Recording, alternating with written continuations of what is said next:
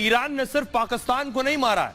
अगर आप देखेंगे तो पिछले कुछ दिनों में ईरान 3 मुस्लिम देशों पर हमले कर चुका है, एक के बाद एक। देखिए जरा किस किस पर मिसाइल दाग दी ईरान ने इससे पहले मिसाइल दागी, देखिए सीरिया पर, सीरिया के इदलिब में मिसाइल दागी। ईरान ने मिसाइल दागी इराक के इरबिल में और पाकिस्तान के कोच सब्ज में। ये जो इराक और सीरिया में जो मिसाइलें दागी गई हैं, ये वो ठिकाने जो खासतौर पर अमेरिकी बेस हैं। इसीलिए अमेरिका के तेवर ईरान को लेकर अलग है, क्योंकि अमेरिकी ठिकाने, एयरबेस जो है, जो सीरिया और इराक में अमेरिका ने बना रखे हैं, ईरान ने वहां पर हमले किए।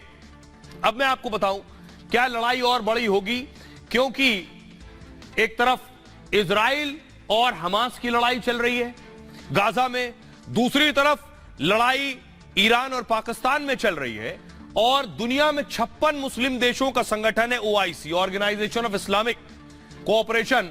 ये जो संगठन है इसका हिस्सा पाकिस्तान भी है, इसका हिस्सा ईरान भी है। अब यहां बात यह है क्या ये आपस में लड़ जाएंगे अगर नहीं रोके गए। हमारे साथ कर्नल शैलेंद्र साहब जुड़ रहे हैं। शैलेंद्र जी, हम देख रहे हैं कि ईरान और पाकिस्तान लड़ रहे हैं, क्या मुस्लिम देश इसमें बढ़ जाएंगे? क्या आप इसे देखते हैं कि ये मुस्लिम देशों के बीच महाजंग की संभावना है? दो मुस्लिम देशों के बीच में बहुत बड़ा तनाव शुरू हो गया है, और स्पेशली जब से एक मिसाइल और ड्रोन अटैक दूसरे मुस्लिम देश पर किया गया है। मुझे लगता है अब OIC के जो ओल्ड डिफरेंसेस हैं वो अपने आप में सामने आएंगे।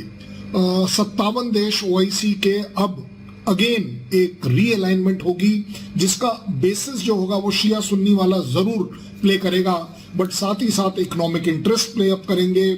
कौन किसके साथ खड़ा होना चाहता है वो प्ले अप करेगा। बट ये जरूरी बात है कि ये देखा जा सकता है कि मुस्लिम देश और OIC 57 के 57 देश अब शायद देखेंगे कि टेररिज्म के साथ कौन सा देश है। सो एक ब्लॉक वो कहलाया जाएगा जो शायद टेररिस्ट सपोर्टिंग होगा और दूसरा अगेंस्ट होगा, क्योंकि टेररिज्म बार बार उनके कंट्री में वापस आएगी, और इसका एक जीता जागता उदाहरण है पाकिस्तान। शैलेंद्र जी, बहुत बहुत शुक्रिया। तो ईरान और पाकिस्तान में टेंशन बढ़ी हुई है, कोशिश दूसरे देश ये कर रहे हैं कि ये टेंशन सेटल डाउन हो, रुक जाए, लेकिन पाकिस्तान के तेवर के बाद संभव है ईरान भी पलटवार जरूर करेगा। खबरों में आगे बढ़ते हैं। आज की एक और बड़ी खबर है, योगी राज में सबसे बड़ा एनकाउंटर हो गया।